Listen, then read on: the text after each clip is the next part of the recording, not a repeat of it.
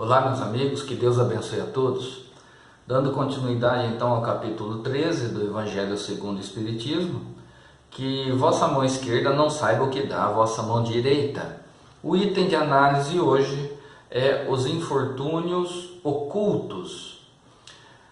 Mais um valioso ensinamento em relação à maneira de se praticar a caridade. Como levar o amor ao nosso próximo, aliviando o sofrimento daquele que passa por necessidade, de uma maneira ou outra. Então aqui é uma continuação do nosso encontro passado. E é muito importante, diante dessa história que Kardec nos apresenta, de valiosos ensinamentos que nós podemos extrair dessa história que Kardec mostra aqui. Eu vou fazer a leitura de maneira devagar e nós vamos refletindo, fazendo a nossa reflexão íntima diante do que Kardec nos apresenta. Quem é esta mulher de ar distinto, vestida de maneira simples, mas cuidada, seguida de uma jovem vestida também modestamente? Entra numa casa de sórdida aparência, onde é conhecida sem dúvida, porque à porta a saúdam com respeito. Onde vai ela? Sobe até a mansarda. Lá mora uma mãe de família cercada de filhos pequenos. À sua chegada, a alegria brilha nesses semblantes emagrecidos. É que ela vem acalmar todas essas dores. Traz o necessário, temperado com doces e consoladoras palavras, que fazem aceitar o benefício sem corar. Porque esses infortunados não são mendigos profissionais. O pai está no hospital e durante esse tempo a mãe não pode bastar as necessidades. Graças a ela, essas pobres crianças não sofrerão nem o frio nem a fome. Irão à escola agasalhadas e o seio da mãe não secará para as criancinhas. Se há um doente entre eles, nenhum cuidado material a repugnará. De lá, ela se dirige ao hospital para levar ao pai algum consolo e tranquilizá-lo sobre a sorte da família. No canto da rua a espera uma viatura, verdadeira loja de tudo o que leva aos seus protegidos, que visita assim sucessivamente. Não lhes pergunta nem sua crença, nem sua opinião, porque para ela todos os homens são irmãos e filhos de Deus. Terminada a excursão, ela se diz: comecei bem o meu dia. Qual é seu nome? Onde mora? Ninguém o sabe. Para os infelizes, é um nome que não revela nada, mas é o anjo de consolação. E à noite, uma sinfonia de bênçãos se eleva para ela até o Criador. Católicos, judeus, protestantes, todos a bendizem. Por que ela se veste de maneira tão simples? É que não quer insultar a miséria com seu luxo. Porque se ela faz acompanhar da filha adolescente, é para ensinar-lhe como se deve praticar a beneficência. A filha também quer fazer a caridade, mas sua mãe lhe diz: que podes dar, minha criança, uma vez que nada tens de ti? Se eu te entregar alguma coisa para passá-la aos outros, que mérito terás? Em realidade, eu é que farei a caridade, e tu que dela tirarás o mérito. Isso não é justo.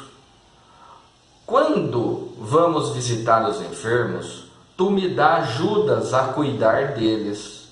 Ora, dar cuidado é dar alguma coisa. Isso não parece bastante? Não é mais simples. Aprende a fazer obras úteis e tu confeccionarás roupinhas para essas criancinhas. Deste modo, darás alguma coisa vinda de ti.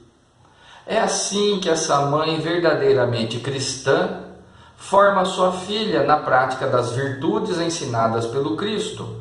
É espírita? Que importa? No seu lar é a mulher do mundo, porque a sua posição o exige.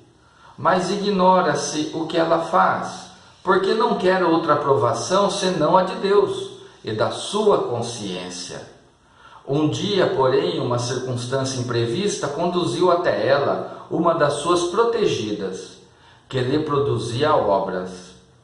Esta reconheceu e quis abençoar a sua benfeitora. Silêncio, disse-lhe, não o digas a ninguém. Assim falava Jesus.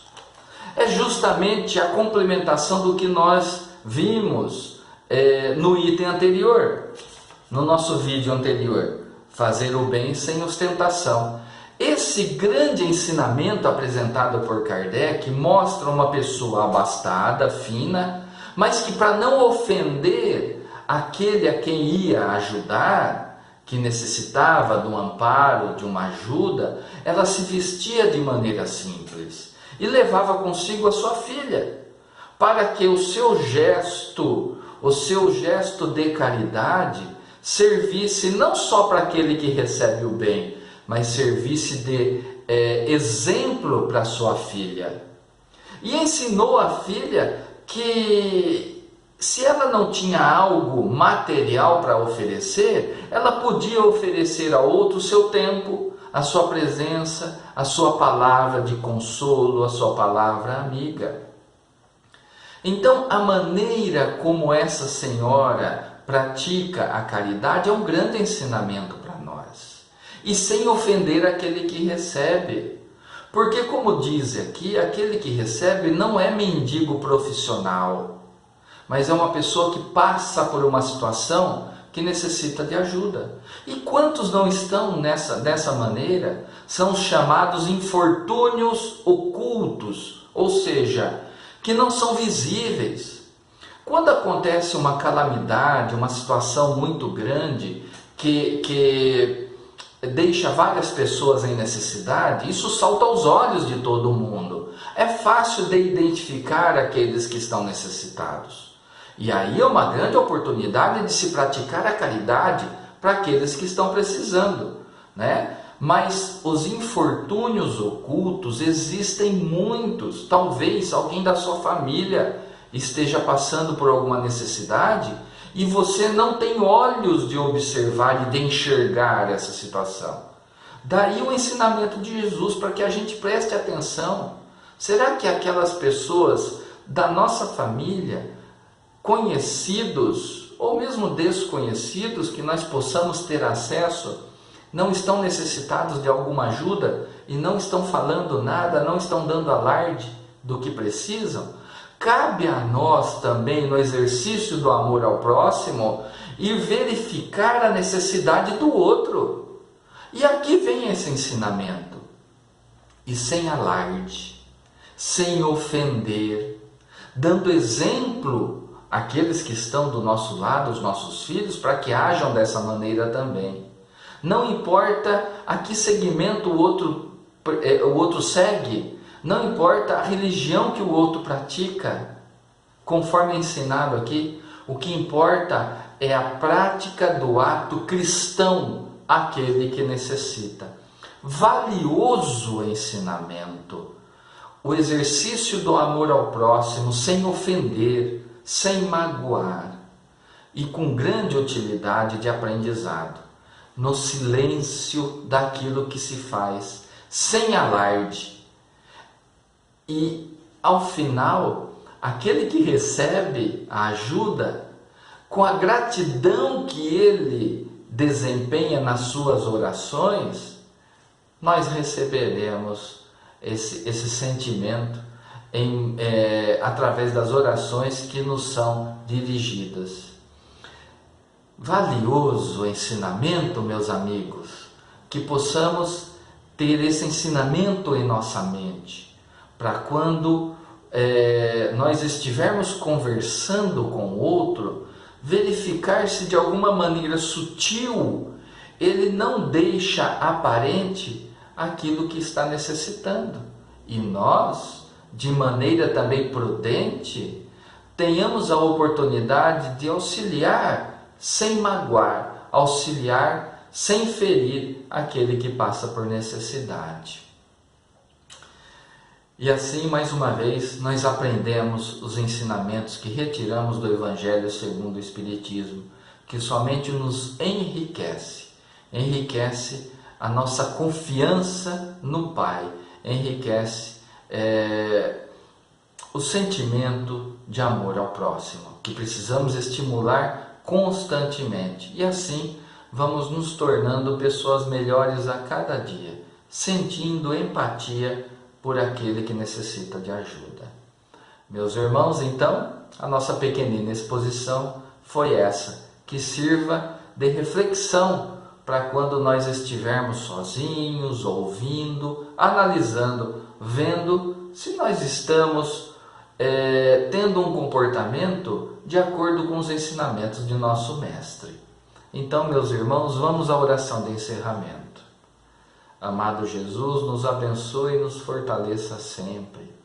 Que possamos retirar dos valiosos ensinamentos lições que possam transformar a nossa vida e transformar a vida daquele que necessita de ajuda.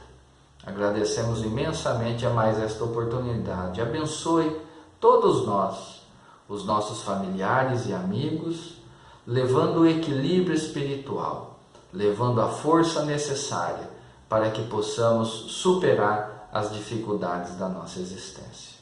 Assim seja. Meus amigos, até o nosso próximo encontro. Forte abraço.